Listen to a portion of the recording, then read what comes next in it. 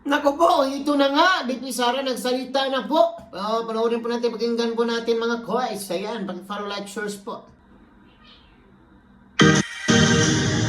Mga kababayan, nauunawaan ko ang galit at pagkadismaya ninyo. Nauunawaan ko ang galit ng taong bayan sapagkat sa nakalipas na ilang buwan, bago pa man sumabog ang issue sa flood control, madalas na akong nakikipag-usap at nakikinig sa mga hinaing ng ating mga kababayang overseas Filipinos ukol sa transparency, accountability, peace, at security. Nauunawaan ko ang galit ng taong bayan dahil nasaksihan ko mismo kung paano minanipula ng House of Representatives ang budget ng Department of Education.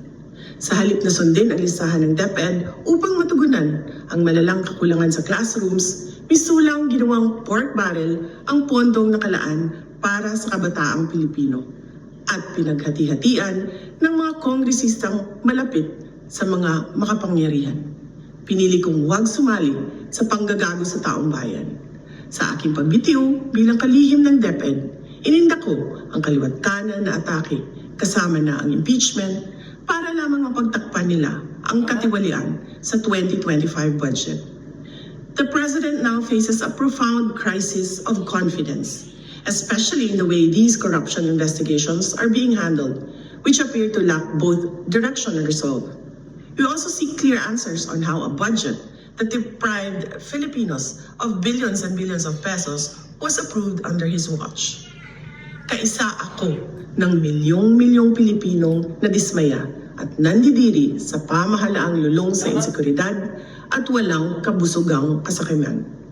Ang karapatan nating magsalita at magpahayag ang sandigan ng demokrasya. Dapat itong pakinggan ng pamahalaan, hindi para isang tabi at baliwalain lamang.